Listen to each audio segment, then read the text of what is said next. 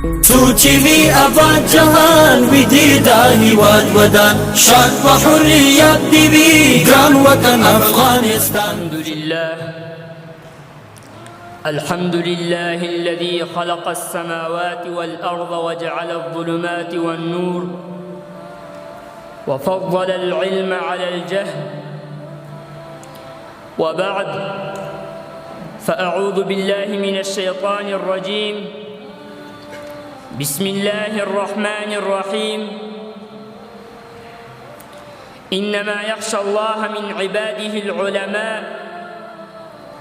وقال النبي صلى الله عليه وسلم: من يرد الله به خيرا يفقهه في الدين. صدق الله العظيم وصدق رسوله النبي الكريم. إن مما يسرني ويزيدني حالة وحفلة ويملأ فؤادي حماسة وعاطفة ويبعثني على شكر إخواني الأعزة أن أتيحت لي هذه الفرصة السعيدة التي أعتبرها من أسر الساعات وأسعدها، والتي استطعت فيها أن أقوم أمام حضراتكم السامية. إن أجركم إلا على رب العالمين، وهو لا يضيع أجر المحسنين. فالآن أريد أن ألقي أمامكم كلمة موجزة حول الموضوع فضل العلم وأهله.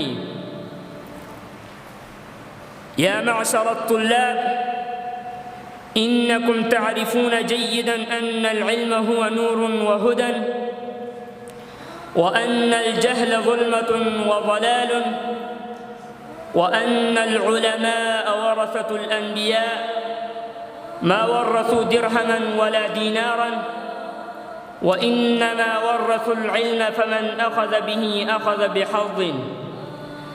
وإن العلم رفعة وعز وكرامة في الدنيا والآخرة، وأجر مستمر إلى يوم القيامة. فقال الله عز وجل: يرفع الله الذين آمنوا منكم والذين أوتوا العلم درجات. وقال النبي عليه أفضل الصلوات وأزكى التسليم: إذا مات العبد انقطع عمله إلا من ثلاث: صدقة جارية أو علم ينتفع به من بعده أو ولد صالح يدعو له. أيها الإخوة المتحابون في الله، إننا أمة محمد صلى الله عليه وسلم، فلا فخر ولا ينبغي لأحدنا أن يكون جاهلاً أمياً، ولا فخر فلا يقرأ ولا يكتب ولا يتعلم. فإن الله عز وجل تفضل على الناس ببعثة الرسول الأعظم صلى الله عليه وسلم ليخرج الأميين من أميتهم، لا لأن يبقوا كما كانوا أميين. قال الله عز وعلا: هو الذي بعث في الأميين رسولاً منهم يتلو عليهم آياته ويزكيهم ويعلمهم الكتاب والحكمة وإن كانوا من قبل لفي ضلال مبين. أيها الطلبة الأعزة، سيروا في الأرض وانظروا إلى آثار العلماء الربانيين ومأثرهم ومفاخرهم وأعمالهم المجيدة. لم تزل تحظي في سفر التاريخ أروع صفحة وأزهاها إلى يومنا هذا طوال الشهور والسنين.